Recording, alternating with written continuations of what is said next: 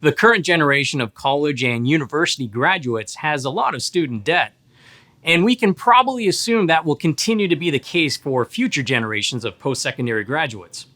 Parents naturally want to provide for their children as much as possible, and that often includes helping them cover the costs of attending college or university in part or in full if it's not too much of a strain.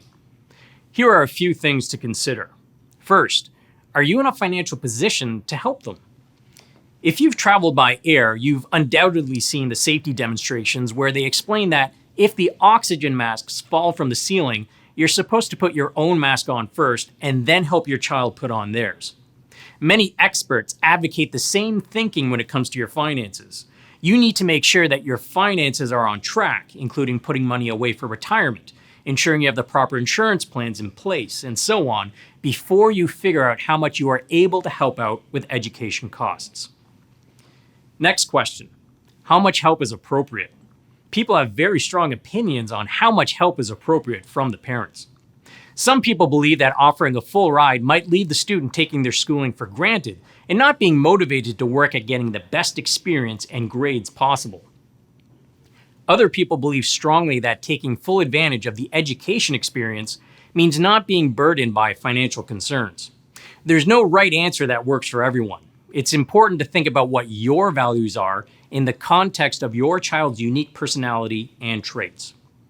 Next, consider getting your kids to have some skin in the game. A great way to instill a good savings habit with your kids is to have them chip in along the way. You may decide to do most of the heavy lifting, but think about asking them to make regular contributions specifically earmarked for post-secondary school. This may not only help with affordability later on, but it's never too early to encourage long-term goal setting and achievement. Lastly, make sure to take advantage of any education savings assistance.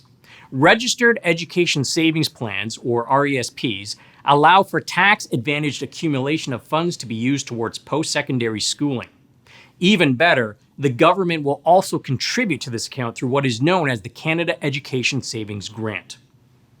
When you make contributions, they will make some contributions as well, subject to limits. If you've maximized the Canada Education Savings Grant, you could consider augmenting education savings through the use of tax-free savings accounts if you have the room. And if your household income is lower, you might qualify for the Canada Learning Bond, whereby the government will deposit funds into an education savings plan even if you are not able to make your own contributions. The sooner you start thinking about how much and how to tackle post-secondary education expenses, the better prepared you will be. Most parents feel like the time between graduating from diapers to graduating from school happens all too fast.